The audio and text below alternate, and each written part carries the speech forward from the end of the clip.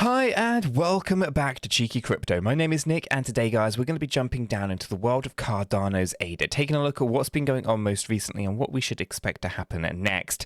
As I get into this video, if you find it useful and informative, smash that like button. I do appreciate that. If you happen to be new to the channel, then why not go ahead and subscribe, tap the bell, select all the notifications, and in doing so you will be kept up to date with absolutely everything that we do here at Cheeky Crypto. And if you haven't yet joined us in Discord, check it out, linked in the description down below. It's completely free. I don't think you'll be disappointed by what you find down there, and it is the first place that we go to notify you of everything that is happening in the crypto space. So check it out, linked in the description below. Let's make a start with this though. Cardano paired up with USDT on the hourly chart, and Binance is the data source. And, you know, we've actually seen a very, very good run here on Cardano to the upside. So let's actually go ahead and kind of throw this in a little bit interesting kind of highs here, about 34.60. Now, we still don't have a good structure down this end to kind of look at this as maybe an impulsive trend-setting kind of structure from Elliott Wave theory. And there's also a little bit of concern around this that's going on in here. So I'm going to kind of break these couple of things down. I want to break down the beginning of this area over here, and I want to break down this area over here as well, just so that we can understand and kind of get a good thoughts over what could happen here based on either what has already happened and where we might end up having to go because of it. Okay, so what we're going to do is we're going to start down here, I think. And if I zoom in just at this low point, what we're checking for is we want to check to see whether or not there's any kind of diagonal based structure down here. This looks pretty good. I'm quite happy with a kind of 5-wave structure in here. I'm not too fussed about this one. This one seems pretty reasonable. This here could be a diagonal of sorts, and then we come up and this. So this could be like a wave 3 from this point, and it could just end up being that this is the starting position of a impulsive structure, but it would be at the C wave structure of a 335. And again, I don't like the idea of that either. So we either go just corrective out, corrective down, then trend. It's going to be quite an interesting one to kind of see how Cardano develops here. So let's go and reflect here. We've kind of gone 1, 2. Possibly you could have 5 there, and you could maybe argue all of this is a wave 1. But we don't meet any of those basic requirements. So I don't think that's the case. I definitely think 3, 3, 5 in there, then we have this kind of structure. So looking at it, I would say 3, 3, 5 here, we correct down, and then we start our diagonal structure up here. And our diagonal structure is a 5-wave move, and it would go wave 1, wave 2, wave 3, wave 4, and wave 5, like this. And you end up with that diagonal. That's okay. We then correct on down into this low, and then we can start this this really big impulsive kind of structure coming on into here. So if I start wrapping this up, it would look like a wave 1, wave 2, wave 3, all of this to be wave 4, and then we've got to come up into a wave 5, right? That's kind of how you would ideally want to look at it.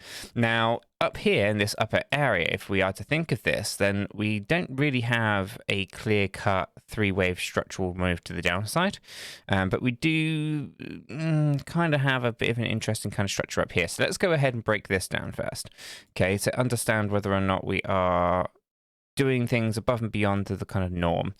So here we have something that would actually be very much within your typical kind of A, B, C structure.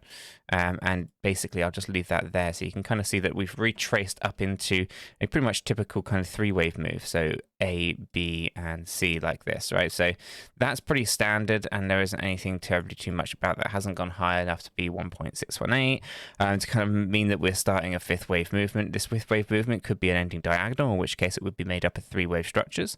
But alternatively, we have to consider that there isn't a clear-cut structure in here, and all of this could just be our move to downside here, probably looking to retest maybe the 200 EMA, this white line just here. And this would be a breakdown that would be pretty deep for a wave 4. Wave 4s normally are about 38.2% of a retracement of our wave 3. And if I go ahead and actually, yeah, it'll be this wick right here. You can already see that we've kind of come down much lower than our 618. We came down to the 50% retracement level. It's not completely unusual, but it would be odd for us to then break down even further. But it'll be one of those. And if we are to break on down from where we are, then our targeted range for that would be, yeah, about 29.21, which would actually be below the 200 EMA. Okay, so I don't want to say that that's exactly what's going to happen, but it would be a cause for concern in there. Now, if we have reached the bottom of this and it is our way for around the 50% retracement level, then our targeted range for our fifth wave movement to the upside would put us right in here at between 35.61 and 37.31.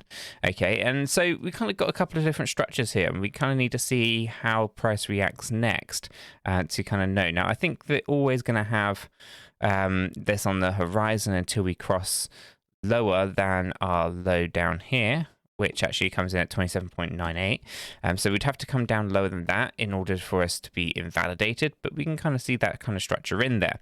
So for the most part, Cardano's price action from Elliott Wave theory is kind of giving us a bit of a mixed signal here. One, we kind of have this impulsive structural move to the upside, although driven from the DXY and some FOMO activity. We've got to bear in mind that we came down pretty big over here, right? So when we started to really come down on Cardano's ADA, then we had to kind of reverse up quite nicely, and we've kind of done that. And we've been talking about those kind of swing trade opportunity for a while. It doesn't change the picture though. Essentially here, we haven't got a clear-cut trend yet from Elliott Wave theory to the upside, so it doesn't look like we've necessarily bottomed out. Instead, just having a bit of a corrective structure at the moment, potentially a 335, with the fifth wave kind of, the five waves being really, really quite overextended above and beyond what you'd normally expect of a C wave structure. Now, we can't think of it as a big impulsive structure because we don't have that starting position to really look like a good position for that. So essentially, I do think that this is either going to kind of complete up at these highs around 35 to 37 cent, and then we completely break back down again, or alternatively, we're already starting to break down and we're not in this impulsive structure. At best, we're a zigzag structure. And, you know, from here, we can just kind of move on down quite nicely. Now, our stochastic RSIs are giving us some interesting kind of data. One, our hourly chart is correcting quite nicely, so I still expect us to kind of fluctuate around a little bit. But as we kind of go up into some of these higher time frames, if I come up here to the 4-hour time frame here, you can see that we've got some progression to the upside.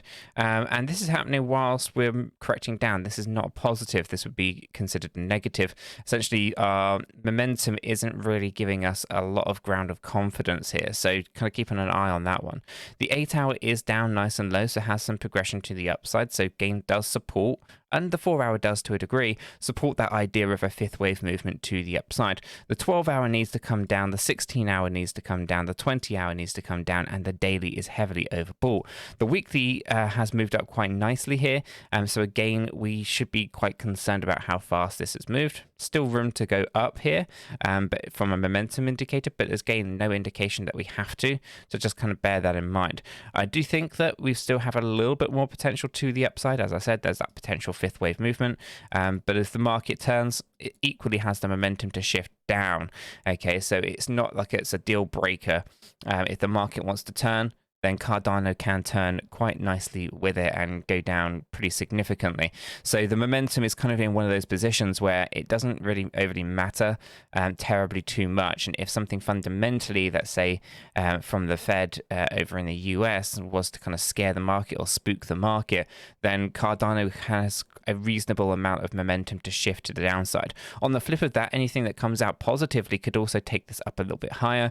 And so therefore we still have plenty of room to grow. So 35 to 37 cent, I think, is definitely plausible, but we do have to be cautious as we kind of are ushering into these kind of final stages.